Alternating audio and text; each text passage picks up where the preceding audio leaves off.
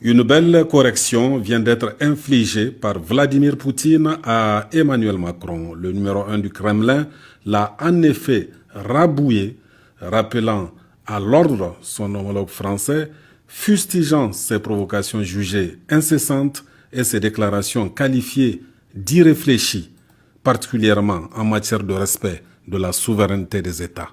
Je fais ici référence au président français, Emmanuel Macron, qui par ses provocations incessantes et ses déclarations irréfléchies, cherche à défier la Russie.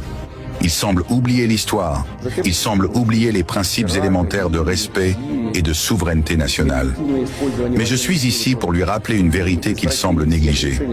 La Russie n'est pas un pays à sous-estimer. La Russie n'est pas un pays à provoquer.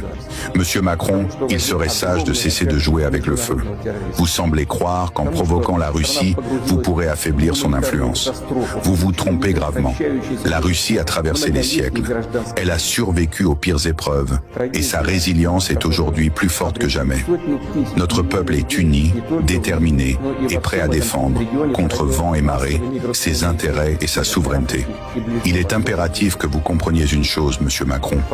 L'histoire de la Russie n'est pas une simple suite d'événements passés. Elle est un modèle de résistance, de courage et de dignité. La Russie, modèle de résistance, de courage et de dignité, et voilà qui rappelle à l'identique face à la France justement la posture des chefs d'État de la Confédération des États du Sahel. En bon visionnaire, les présidents Goïta, Tchani et Traoré, face à l'arrogance et à la posture paternaliste et néocolonialiste d'Emmanuel Macron, avaient déjà en son temps pris l'opinion à témoin en opérant le bon choix, en rompant tout simplement avec la France.